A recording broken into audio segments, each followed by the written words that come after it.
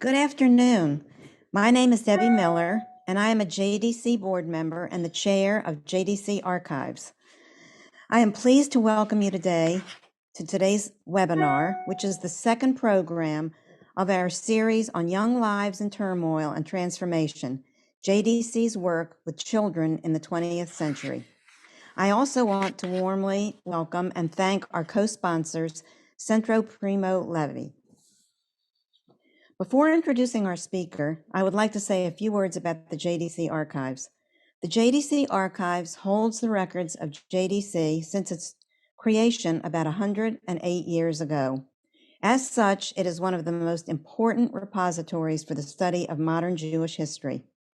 Visiting scholars from around the world, as well as publishers, journalists, family researchers, curators, filmmakers, and others, use our collections for their research. We also offer fellowships to enable scholars to conduct research in the JDC Archives. Our speaker today, Danielle Willard-Kyle, completed her PhD in Modern European History at Rutgers University, where she held the Steven Spielberg Endowment for Jewish Studies and the Memory of the Shoah Special Doctorate Fellowship. She has an MST in Jewish Studies from the University of Oxford, an MA in History and Jewish Studies from the University of Toronto, and a BA in History and English Literature from Westmont College. Danielle was the recipient of the 2018 Ruth and David Musher JDC Archives Regional Scholarship. Her research focuses on the experiences of European and North African Jewish refugees in displaced person camps in post-Holocaust Italy, and on the ways this research can connect to current events in immigration. She is currently a research affiliate in the Department of History at the University of Glasgow.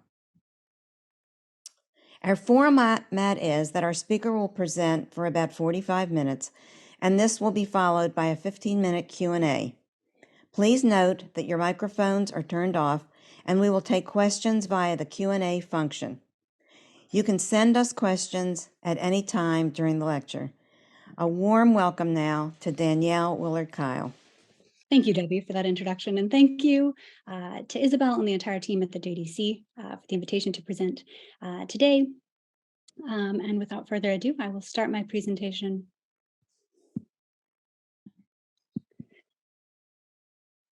Entitled A Children's Paradise, the JDC in Selvino, Italy, 1945 to 1948. Avraham Aviel almost wasn't allowed to enter the children's home in Selvino, Italy.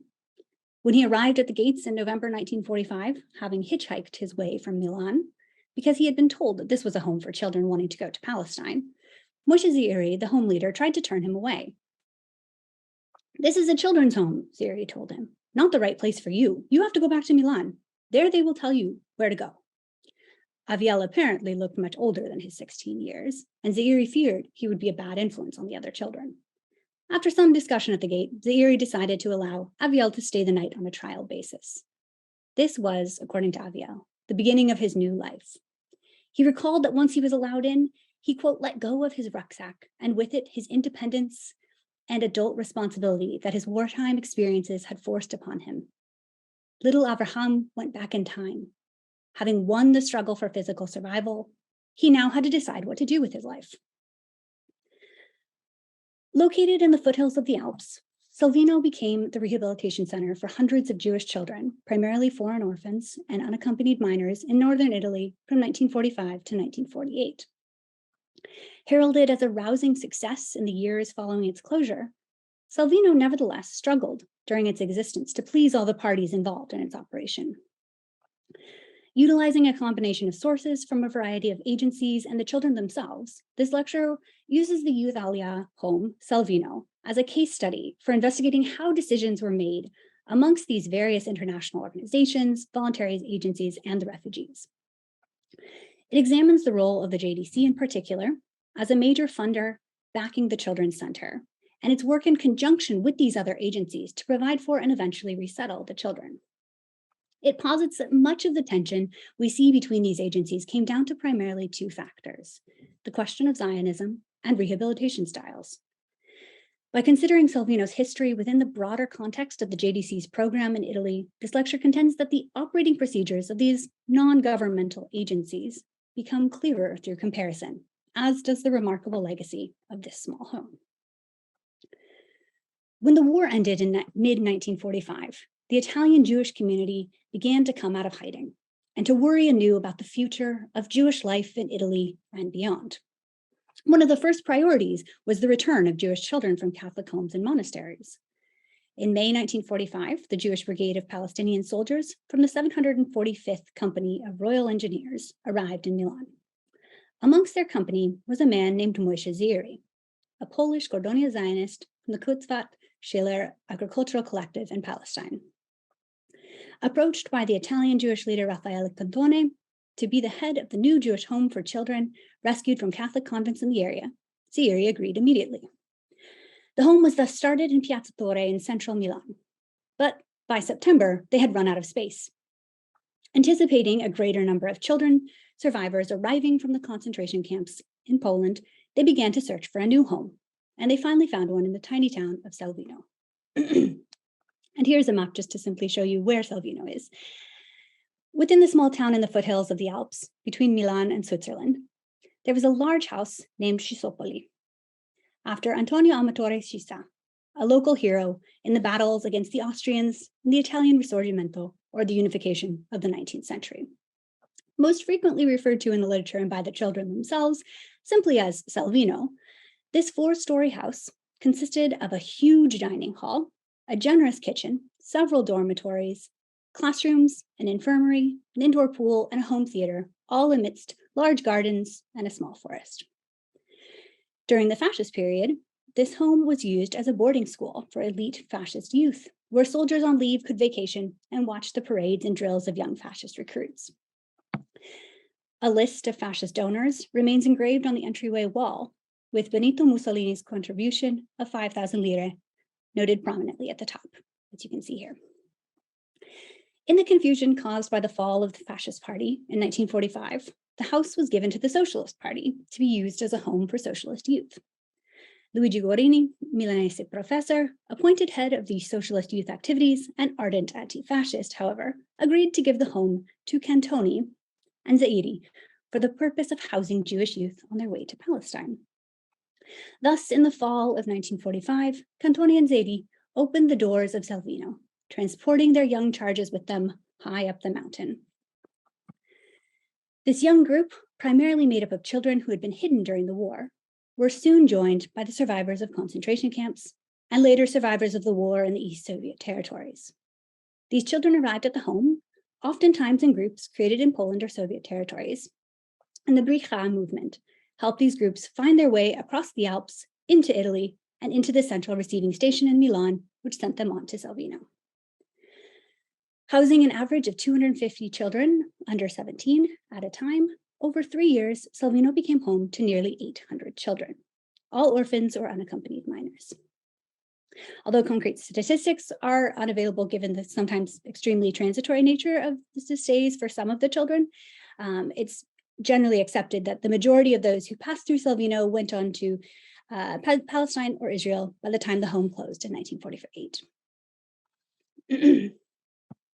In the children's centers and the refugee or displaced persons, or DP camps across Italy, the United Nations Relief and Rehabilitation Administration, or UNRWA, and its successor, the International Refugee Organization, or the IRO, were primarily tasked with registering, providing care and maintenance, including food, clothing, shelter, financial resources, and repatriating and later resettling refugees.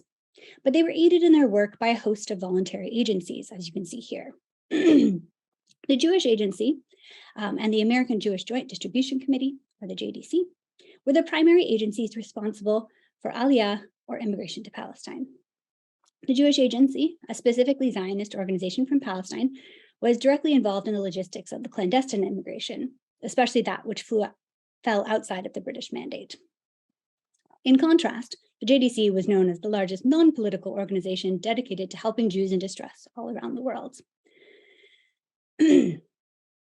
and had offices in nearly every country in Western Europe and North Africa after the war in order to help with the division and allocation of funds to assist refugees. However, before we can understand the importance of Selvino, we must first look at who these children were, how they arrived in Italy in the first place, and how their arrival created a need for homes like Selvino. By the end of the war, a mere 11% of Jewish children in Europe were still alive. The number that had been killed, over 1.5 million, represented a quarter of total Jewish lives extinguished during the Holocaust. The majority of refugee children that found themselves in Italy were not originally from Italy and only arrived after the war ended. When the war ended across Europe, Jewish children who had survived resurfaced, and many attempted to return to the land of their birth. When repatriation proved unfeasible or untenable, most looked instead to restart life in a completely new environment. These so-called lost children of Europe, those who had been separated, often permanently, from their parents during the war, came to represent a microcosm of the problems Europe was facing as a whole. Some of these children were registered in DP camps in Germany or Austria, but then heard about the greater freedoms and mobility available in Italy, and thus decided to move on. Others had returned home, for example, to Poland or Ukraine, after the war, only to find continued persecution, and so determined to leave Europe. Many of the children who eventually made their way to Italy were not part of Zionist groups before the war, but were recruited after the war's end, either in the DP camps or in the war-torn regions of their birth. Children were a notably small portion of the Jewish refugee community in post-war Italy. Records show, for instance, that at the end of 1946, out of roughly 26,000 Jewish DPs, only 8.1% were under 18. In these early years of the camps, the majority of Jewish child refugees in Italy were survivors of concentration camps or partisans between the ages of 11 and 17. But as time goes on, we do see a baby boom in the DP camps. However, children, and especially their education, became singularly important to those voluntary groups running the camps. The JDC declared that it was their, quote, primary duty to take care of these few remnants of children who survived the annihilation of European Jewry. For this reason, they believed that, quote, the first and foremost need is to bring these children together, where thought and interest can be expensed on them. They reasoned that the best way to accomplish the much-needed rehabilitation of these child survivors was through the creation of dedicated children's homes. In Italy, children's homes were created across the country in spaces such as Selvino, Avigliano, Rome, Florence, Salerno, Soriano, and Leghorn, and others, by a combination of efforts from UNRWA, the Youth Aliyah, and the JDC. The majority of children who lived in Selvino and these other children's homes were unaccompanied minors, that is, often orphans or semi-orphans. So, was Selvino a children's paradise? Let's follow the paper trail of memos and reports coming from the JDC and compare these with the experience reported by those living in the home itself.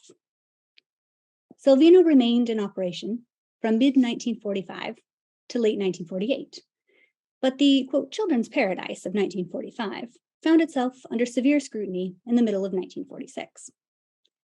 In late 1945, Holocaust survivor Theodor Schneeberg-Cataldi, a young reporter and JDC Education Committee member, paid a visit to Selvino in order to write a report on Jewish children in JDC subvented homes and camps. He wrote, Selvino's 180 children form a community of their own.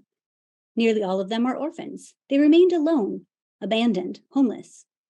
Here, that is in Selvino, they have found a home. And when listening to the stories of their past, one wonders whether the word family is not even a better definition of this group than the usual term children's community.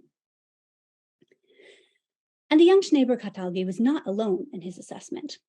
JDC psychologist Gershon Gilbert, for instance, declared Selvino's, quote, primary objective, that of rehabilitating the children and preparing them for life in Palestine, is pursued with intelligent and halutzic devotion and effectiveness. Selvino was a place viewed with such hope, hope for the children who had turned the community into family, and hope for the JDC, who, after a somewhat rocky start in Italy, desperately needed some good press. The initial problems in Selvino were many: inadequate food and clothing, a lack of educational materials, the inexperience and paucity of Jewish educators, and the dearth of medical supplies and trained nurses. After moving from the center of Milan to their mountain home, Selvino leaders struggled with the lack of basic resources to feed and clothe their young charges. Several factors hindered their ability. UNRWA, which only began their operations in northern Italy after its liberation in early 1945, was still mostly playing catch-up to secure appropriate goods to the right places. The JDC likewise appears to have only gotten involved with the home after its installment in the mountains of Selvino, and thus began issuing materials a bit late. The summer of 1945, as we've discussed, also saw a tremendous uptick in the number of refugees pouring over the mountains into Italy. So the problem of material goods dominated early conflicts about the home, between the JDC and the Youth Aliyah in particular. But as material goods became more readily available, the underlying fault lines of the subsequent controversy were exposed, revealing really the competing values, goals, and methodologies of these organizations themselves. By mid-1946, controversy was brewing amongst JDC workers themselves, and between the workers and Selvino leaders. Reports were piling up for and against the home, reports concerning enough to reach the desk of the JDC European Director, Joseph Schwartz. It began in May 1946 with a report by Gershon Gelbart to fellow JDC official Frederick White from his visit to Selvino. In this, Gelbart claims that, quote, "The institution as a whole is perhaps one of the brightest spots in our entire Italian program." His report then details the few areas where he sees difficulty, which he believes are, quote, "real but not alarming," namely those areas of health and sanitation and the need for material goods. But he argues that it is indeed agreed that assistance is needed in the home, but contrary to the prevalent opinion, I believe it would also be most welcomed by the staff. So the controversy surrounding Selvino during its operation can be described by three main and interconnecting issues: institutional leadership, image control, and rehabilitation methodology. One of the primary issues in Selvino for many in the JDC was its leader, Moshe Zairi. The former Palestinian brigade leader was a polarizing figure. JDC workers appeared split in their opinion of Zairi.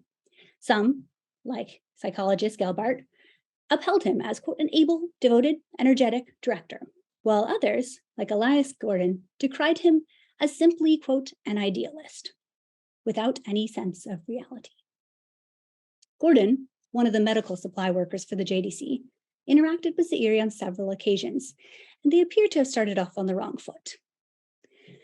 Firmly committed to the nonpartisan stance of the JDC regarding Palestine, Gordon found little common ground with the Polish Zionist youth leader.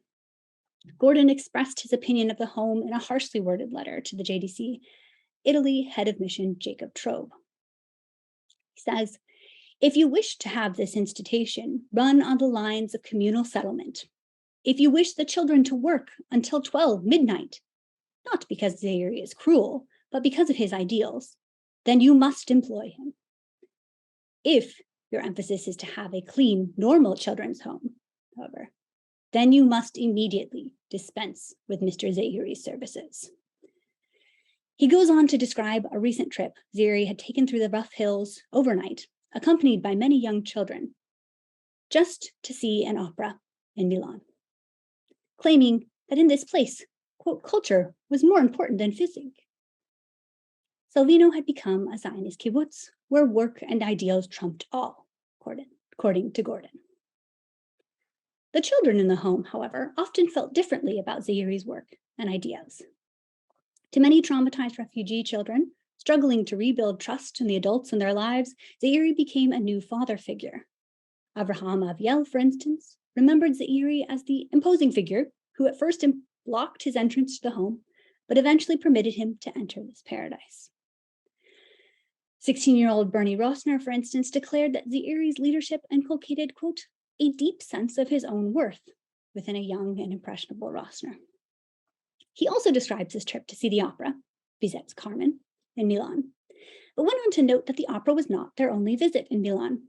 The children had also participated in a Zionist demonstration that day, protesting the British blockade and advocating for the creation of the Jewish state.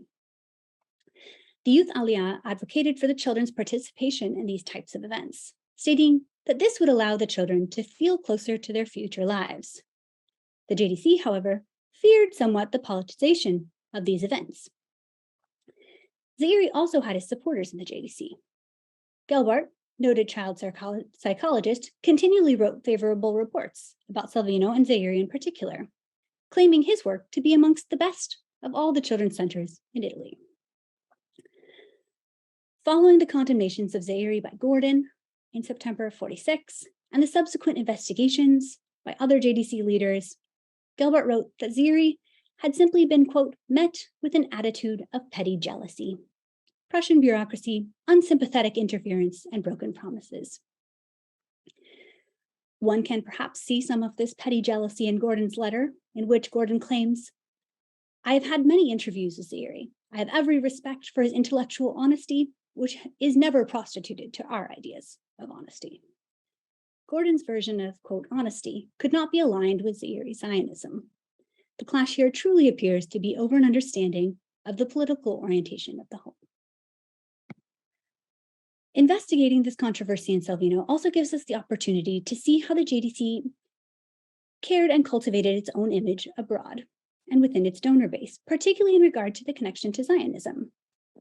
The JDC saw itself as an American and non-political institution first and foremost, and thus took great care to avoid ties with political organizations or expressions of partisan viewpoints. Even at the end of the war in 45, JDC leadership continued to resist involvement with any Zionist clandestine activity.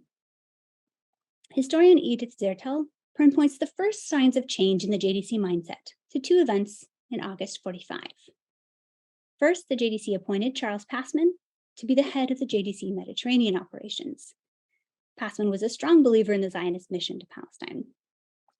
But perhaps even more important was the involvement of the JDC European Director, Joseph Schwartz, in the delegation sent to investigate conditions in the DP camps. Schwartz then helped prepare the subsequent Harrison Report, which decried the poor condition of these refugee camps, and he committed the JDC to following its recommendations. While remaining still non-political, it was not until the February of 1946 that a full agreement of cooperation was reached between the JDC and the Zionist groups in Italy. In the mindset of the voluntary agencies like the JDC, children's homes appeared particularly vulnerable for takeover by politically active groups in a way that the general refugee camps were not. These children's homes were often full of orphaned children whose lack of parental figures made space for other adult figures to become guiding forces. With this in mind, Jacob Trobe explained that a full review of the Selvino home was in order. He argued that, quote, just because a group of Orthodox leaders, or on the other hand, Zionist leaders, or on the other hand, leftist leaders, claim a group of children and insist upon their indoctrination with a given school of thought, it does not mean that we at the JDC must be a party to this without review. Thus, reports on Selvino continued as part of this review. Gordon, the official who had written scathingly about Bush Zairi, also took issue with the home's goals around Zionism. In a second letter to the JDC, Italy director, Gordon reported on a conversation he had had with Selvino supporter Gelbart, in which he claimed that Gelbart had argued that, quote, Zairi had every right to regard this institution as a Zionist institution in his sense of the word. This kind of free rein for practicing one's political ideology while using JDC's resources was too much for Gordon and would not be appreciated by other funders, he suggested. He wrote, I suggest very firmly to you that many of the contributors to JDC funds would be horrified to learn that we almost entirely support an institution of this type and with these political aims. It was at the end of his letter, though, that he truly drove home his point home, as he wrote, in the threatening end of his note, quote, "If this were publicized, and I must say, I will be the first to publicize it when I leave the JDC, such supporters would raise disguise." This threat to the image and reputation of the JDC could not and did not go unnoticed. In a response to Jacob Trobe, Frederick Wright, the JDC's leader of the northern region of Italy, proclaimed that he did not believe Gordon's remarks were in any way justified. He believed, in accord with the JDC's agreement with the Zionist groups over the summer of '46, that Selvino could maintain its Zionist roots and goals while still adhering to JDC policy. But he also recognized that Gordon might not be able to reconcile these two things, stating, quote, "I furthermore think that it is not only unpleasant, but simply impossible for a man of his strong concepts and prejudices to become an exponent of JDC operations everywhere." It would seem that in this case, Moshe Zeri was not the only person whose strong opinions guided his actions. His strong talk notwithstanding, however, it appears that Gordon never actually followed through on his threats to publicize the JDC's connections. Tensions between JDC officials and Selvino mostly settled down after this rash of letters, aside from one final and much more negative report on the home from the earlier home champion, Theodor Schneeberg-Hartagli. He wrote, after a visit in mid-47, that he had found, quote, "instead of a progress, a very essential regress for the period of nearly 2 years." This regress apparently extended to issues of hygiene, sanitation, and cleanliness throughout the home, inside and out.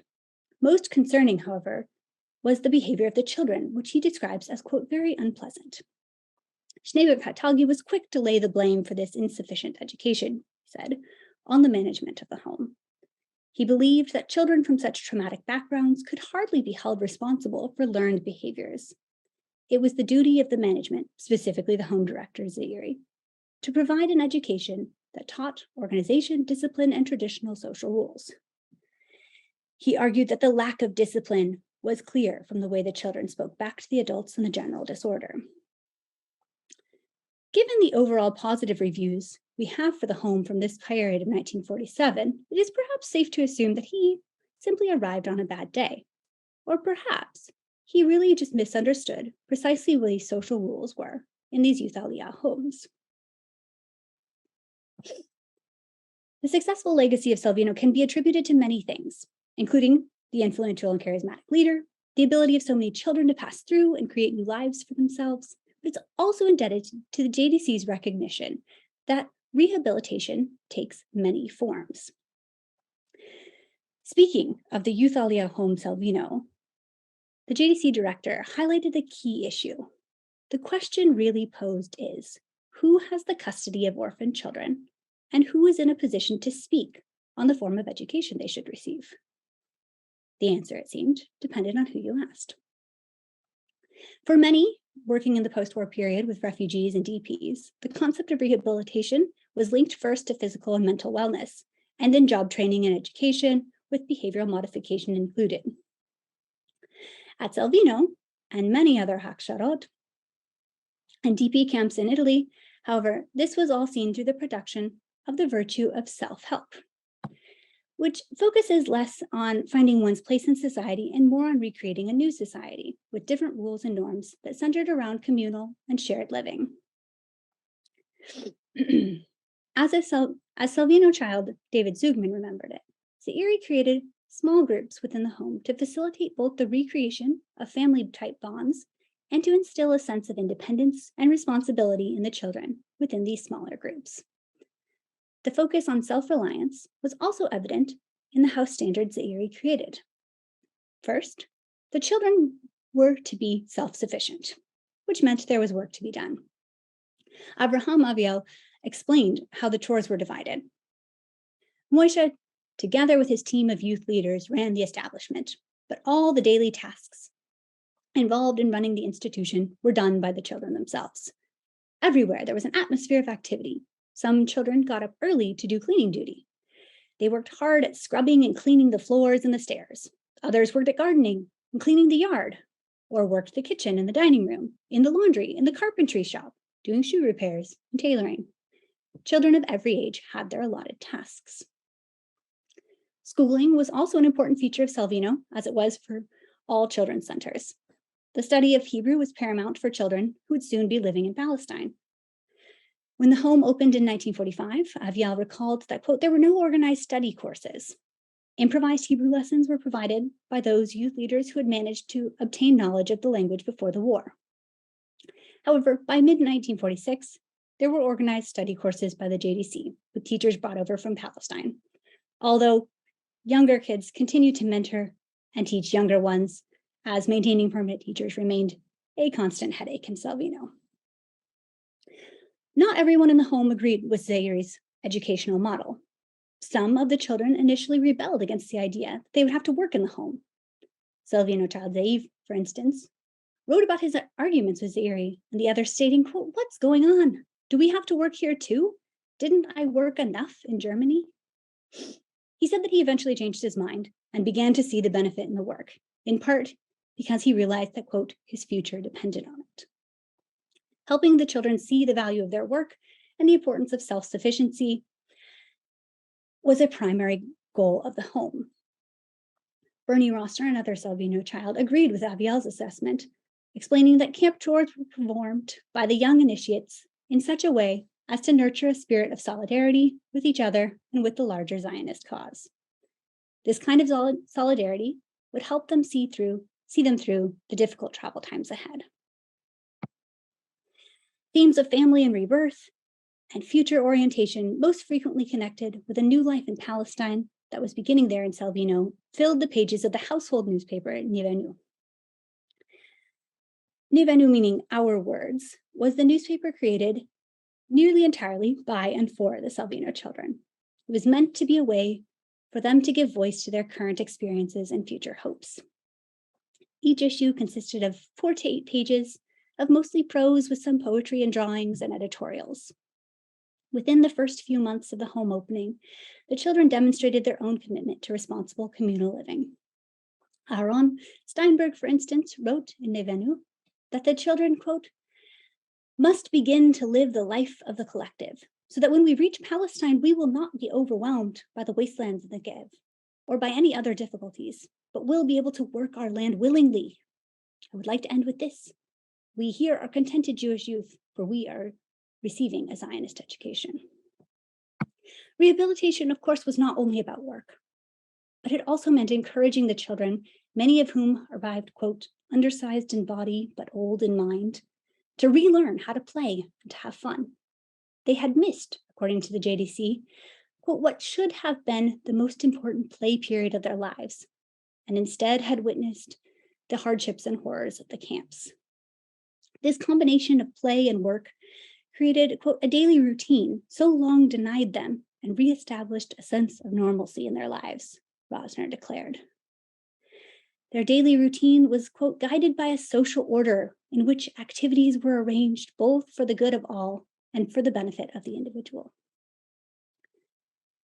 Self-sufficiency was thus to be balanced with the needs of communal living.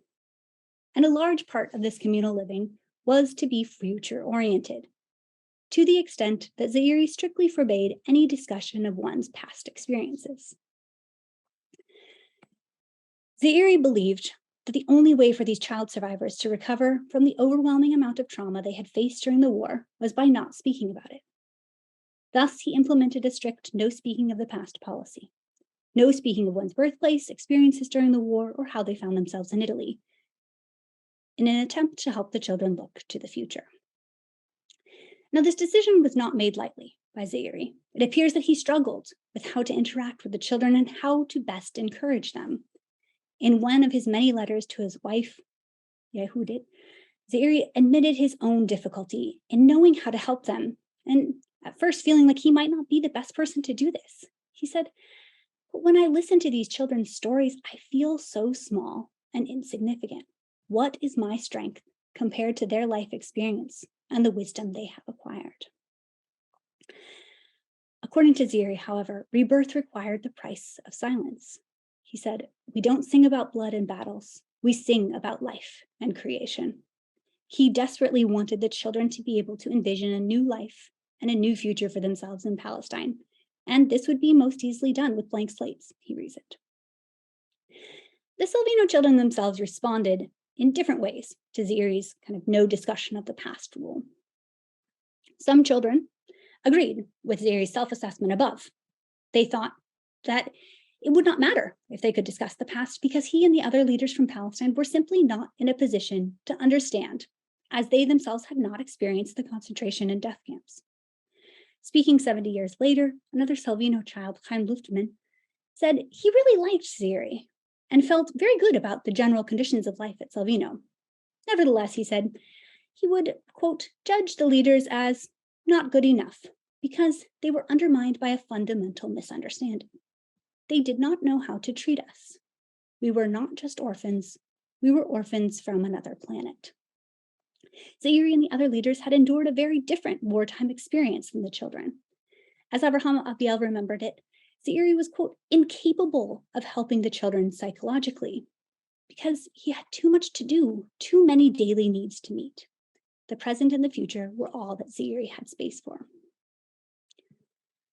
Other children, of course, argued that, of course, there were discussions of the past, that there was no way to really stop them.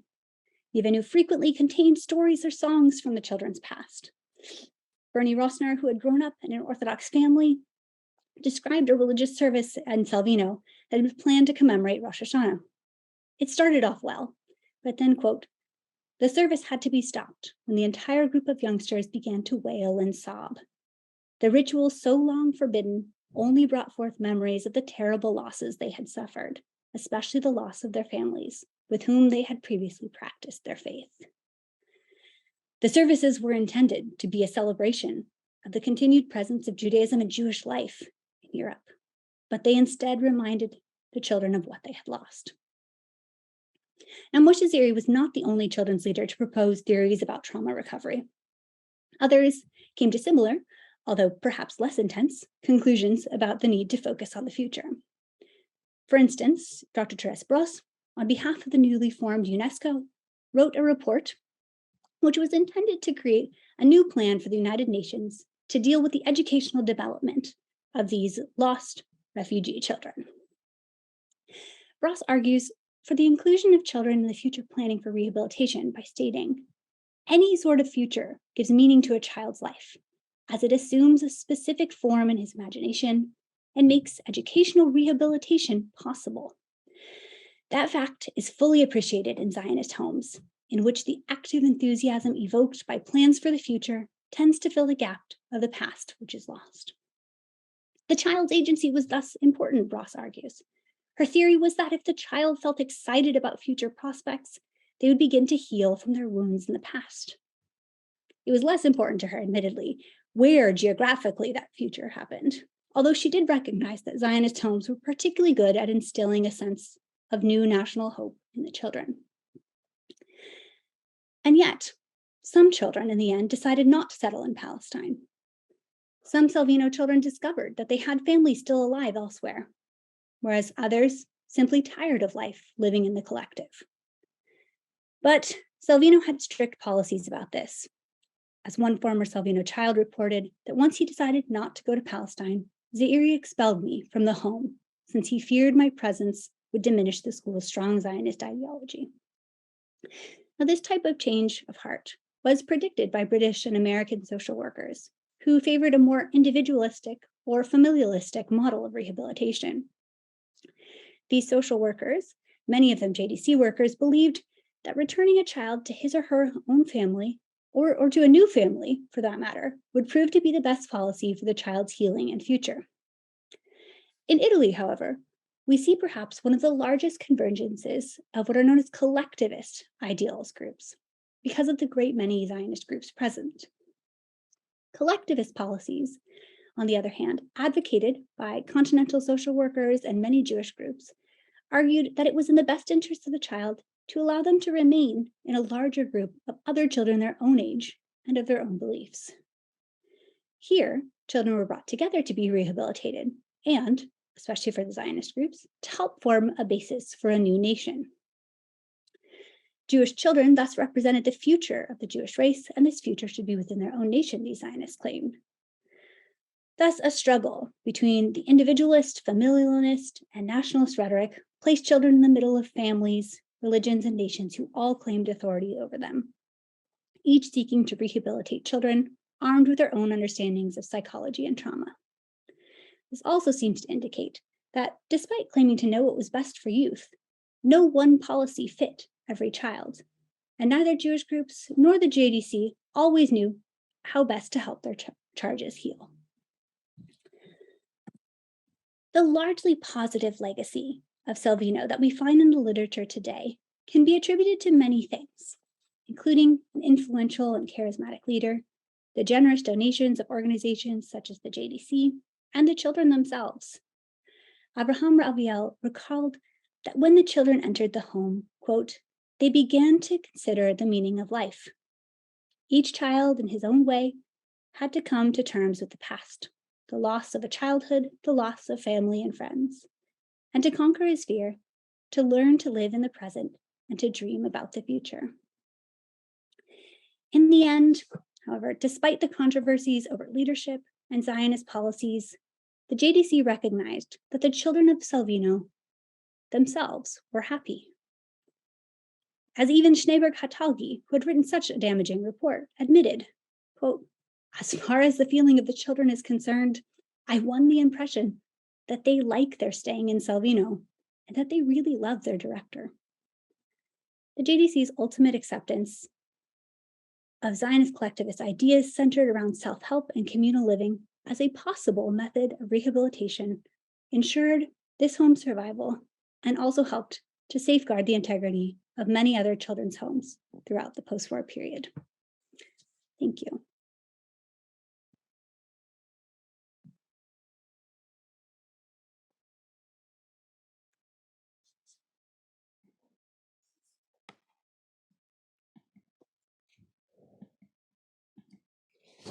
Great. Thank you so much, Danielle. That was so fascinating. We will now open the floor for questions. Just a reminder that your microphones are turned off and we will use the Q&A function. So there's one thing in the chat. No, no, there's two.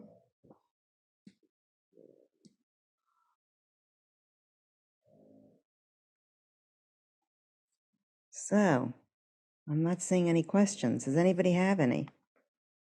I have one. Has there been follow-up? I mean, like reunions or things like that? There have been. I will briefly kind of tell what happens after 48. So the Selvino children, as they're best known, these Jewish refugees, they all left the home by 1948, and the home was shut down for a small period of time. It then became a rehabilitation home for children in general. This lasted until the mid-1980s. The Selvino children then had, the home was then shut down. The Selvino children did have a reunion in the mid-1980s. Zairi came, many of the children back to the home. They put up a plaque, which was unfortunately destroyed and then brought back. Since then, the home has been closed. You can now visit it if you would like. It's a bit of a trek from Bergamo, but you can get there. It's open, I believe, once a month on Sundays, and there's now a museum dedicated to kind of the history of Scisopoli and Selvino, just down the road from it. That got opened a couple years ago. Well, I was mistaken, Danielle. There's 17 questions. I was looking at the wrong place. So the first one is from Enzo Falco. What languages did the children speak? Did they learn a common one? That's a great question. Yes, so the children were coming from, various countries across Central and Eastern Europe. Most frequently, we see that the most common language was Yiddish at the beginning. They all learned Hebrew together. Some came knowing it. Those particularly were individuals from kind of a more religious background, might have known it already. But we also see evidence of Russian, we see Lithuanian, we see a lot of Yiddish, Romanian, but they spoke quite a lot of languages, but Yiddish would have been the kind of most common house language until enough of them learned Hebrew. Great. This one is from Barbara Finkelstein. I have read that the sexual abuse was an issue in the post-war Polish homes for Jewish child Holocaust survivors. Do you know if this was the case in the Selvino home? To my understanding, no. I've not read anything on this. I've read quite a lot of reports. I suppose it is possible, but that's not something that has come up in any of the research that I've done. This one is from David Musher. In your opinion, were Moshe Zeri's Zionist goals really at odds with the JDC objectives? That's a great question. I think overall, in many ways, they weren't. In many ways, they worked really well together. I think part of the issue was the overtness and the kind of unwillingness to consider other possible options on Zairi's side. Um, as we saw in the talk, if a child decided not to go to Palestine, they had to leave, which is a little bit intense. Um, I do think, particularly by 46, many within the JDC had also come around to supporting the transport of individuals, Jewish individuals, to Palestine. While remaining largely apolitical, they were able to kind of use their funding and use their human power to get individuals kind of across the water there as best as possible. So I don't think they were at complete odds. I think they were at complete odds with some individuals within the JDC.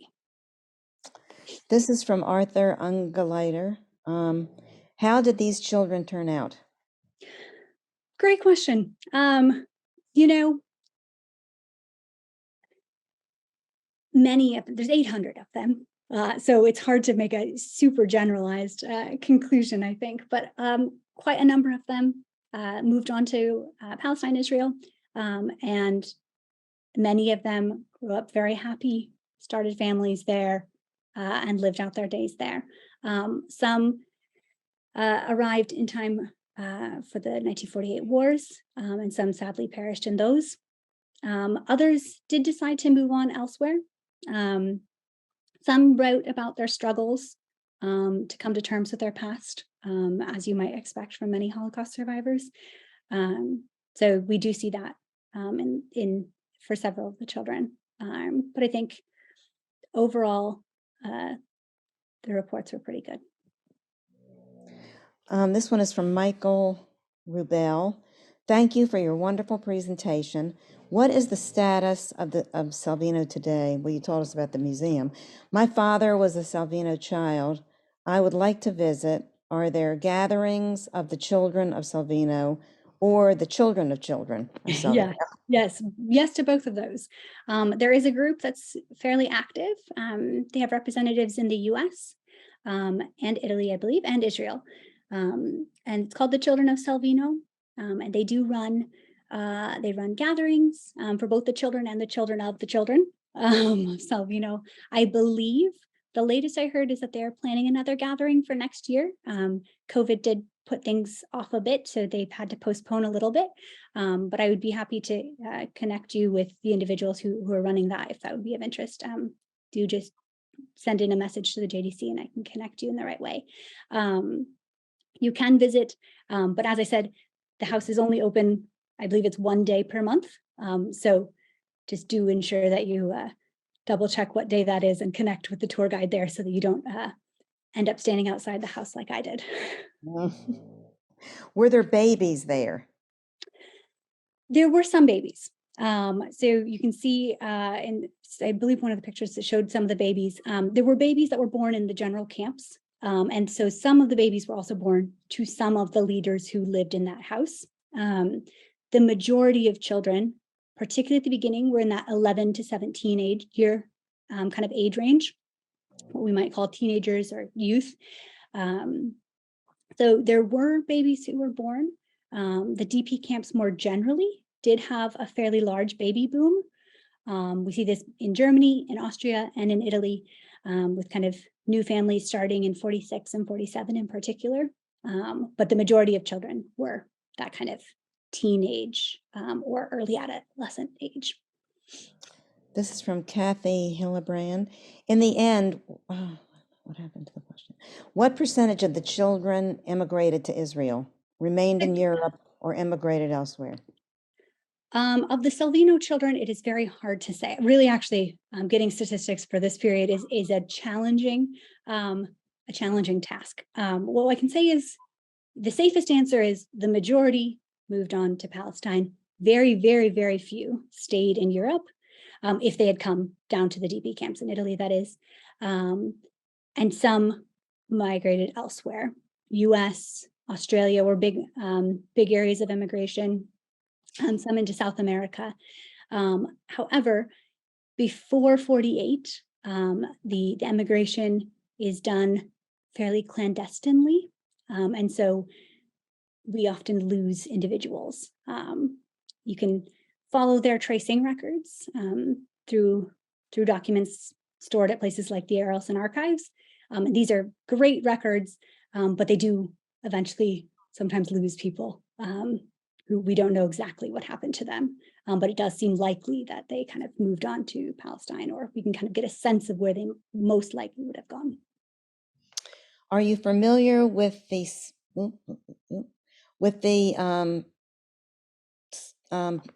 streaming program The War is Over, and the book by Aharon Meged? Yes, so I am very familiar with the book by Meged. It's an excellent work. This was an early work written, I'm forgetting the exact date, but late 80s or early 90s. And it's quite good. It's very packed with information, lots of children's stories. There's also a more recent book by Sergio Luzzatto on the Selvino children and on Moishe Ziri in particular. I have not, sadly, seen the streaming series. I caught onto it too late, and it's not available here in the UK at the moment. Okay. I will have to check it out. This is from Rona Katz. I have a photograph of him as the leader.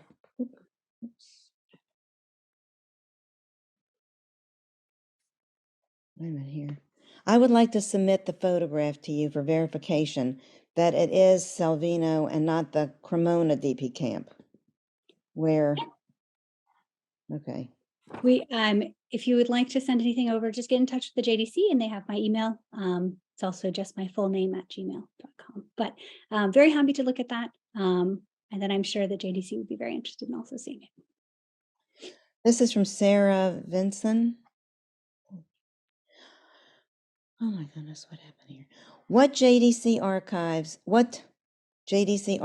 say about the relationship between Cespoli and the Italian authorities and the citizens of Selvino?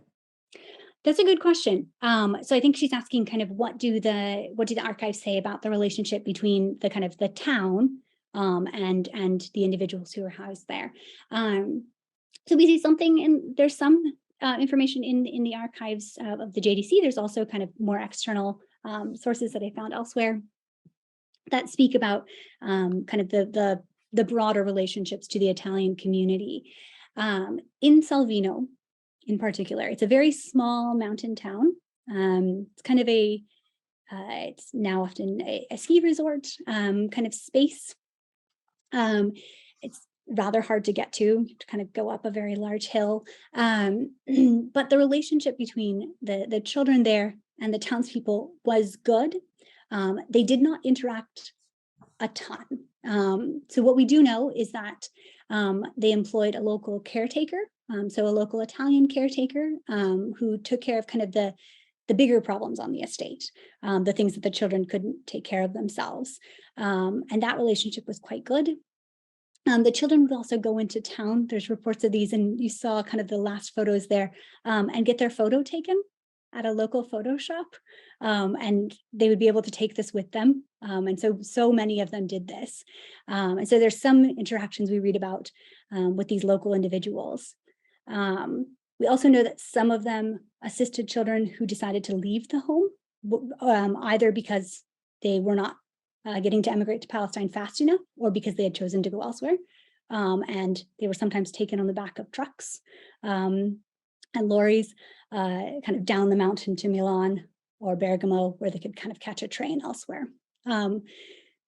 So we see kind of a fairly good relationship in this particular instance. I think the question overall for the DP camps in Italy varies dramatically, both and the relationship between that and the Italian government or the Italian people varies dramatically depending on exactly when it is and exactly where it is.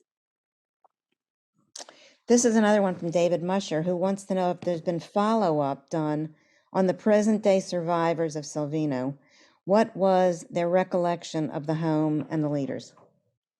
Yes, so many of the children of Selvino gave interviews, either through the kind of Shoah Foundation, the Spielberg Archives, through Yad Vashem. Many of them gave interviews at Yad Vashem. And quite a number have written memoirs, kind of relating to their time, particularly in Selvino. Sometimes it expands the Holocaust, but also their time in Selvino. To my knowledge, I don't know that there's any work done solely on the kind of memories of the children of Selvino. I've done some work on the memories of kind of Jewish refugees in Italy during this time period more broadly, and that includes some of the work of the children of Selvino, but is not specific to their case. But that would be quite an interesting study. This one is from Nitsa Sarner. I am the daughter of Mosa Zairi. So that's exciting that she's on the call. She spent 2 years in Selvino, and I am the girl in the photo of the Zairi family. So that's very nice. It's lovely. And this one Thank from you for Rona. being here. And this one from Rona Katz. I have a photograph as well of my mother at Selvino in front of the iconic Selvino sign, as she was an older teenager in the DP camp in Cremona. Do you know anything about the trips of the Selvino children from the Cremona DP camp? I'm not sure if she means kind of from the camp into Selvino kind of in the first place, or the trips that they took kind of after being in Selvino, but I'll maybe answer both of those. So a child would come into Italy, and they would come in, usually they came in a group. Not always, sometimes they came by themselves, but it is more typical to come in a group. And they would be taken to, if they came in from the north, they would be taken to Milan to begin with. And they would be kind of put in a centralized space to be determined where they should go next. If they were affiliated with the Zionist group, they often then would go on to Selvino.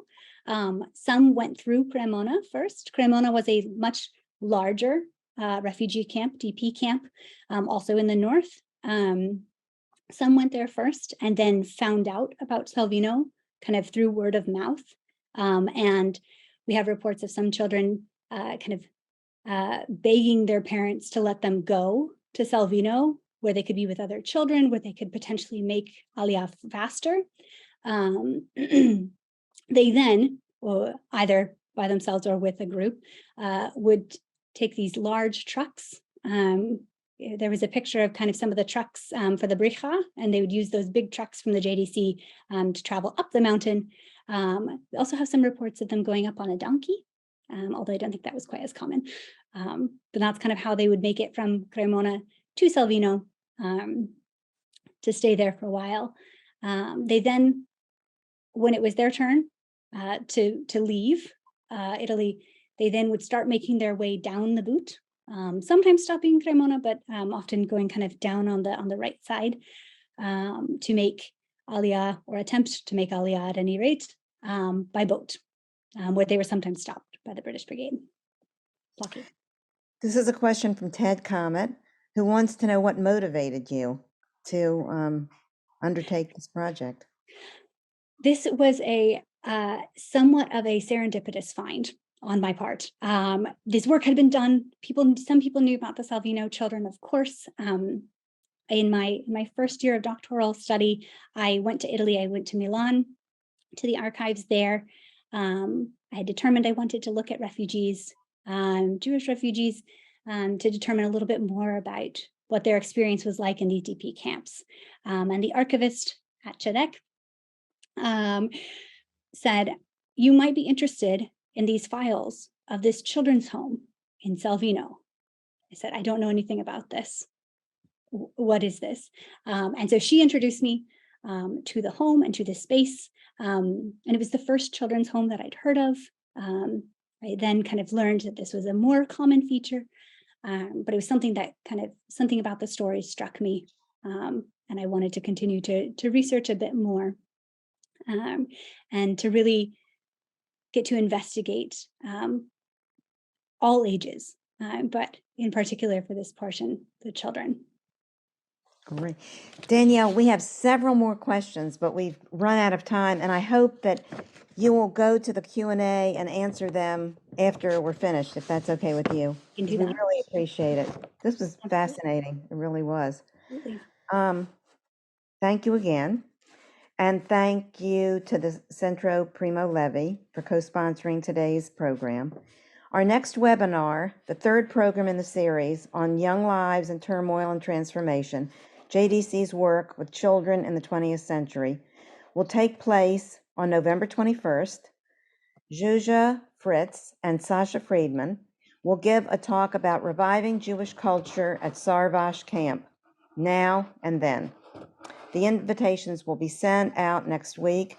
You will be able to register for it via our JDC Archives Facebook page as well. We hope that many of you will be able to join us. Please sign up for our e-newsletter if you would like to be added to our mailing list for public programs. And again, thank you. This was fabulous. We loved it.